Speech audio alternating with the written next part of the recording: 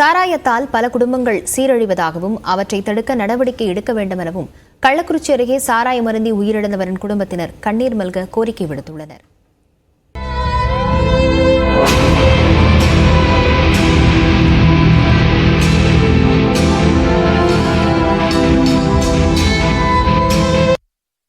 குடிச்சிட்டு வந்து பாருங்க மணி 12:30 எனக்கு நெஞ்சு எரித்து வயிறு வலிக்கணும். அப்புறம் ஜிஹெச் கொண்டுட்டு போனோம்.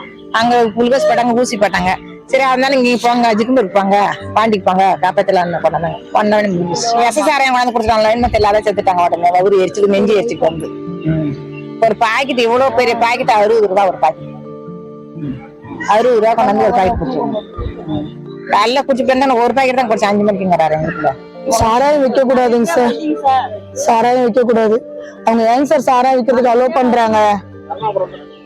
அலோ பண்றதுனால சார் அவங்க சாராயம் விற்கிறாங்க. இப்ப எத்தனை உயிருக்கு சார் போச்சு? எத்தனை உயிருக்கு அவங்க என்னங்க சார் பதில் சொல்லுவாங்க? எத்தனை குடும்பம் இப்ப அழிஞ்சு போச்சு. சாராயம் குடிச்சவங்க எல்லாமே செத்து போயிட்டாங்க. வெங்கிலேட்டர்ல வச்சு உங்க அப்பாவை போனாங்க, காப்பாத்திரலான்னு சொன்னாங்க சார். நாங்க தனியார் ஆம்புலன்ஸ்ல வச்சு கூப்பிட்டு வந்தோம். இங்க உள்ளார வந்து இசிஜி எடுத்தாங்க, ஒண்ணுமே இல்லை, முடிஞ்சிருச்சுன்னு சொல்லிட்டாங்க சார்.